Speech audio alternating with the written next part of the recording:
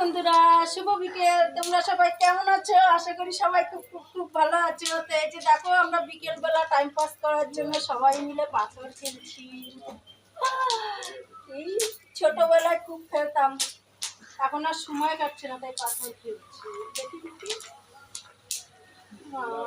কতগুলো করে পাথর খেলছে, দেখ বাবা নড়ে গেছে।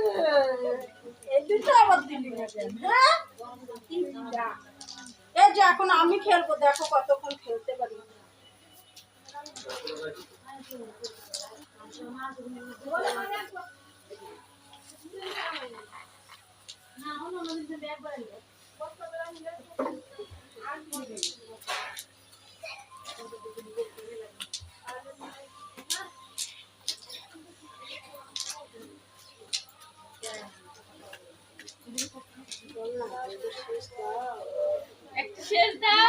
না না, এত সহজে শেষ দিব না।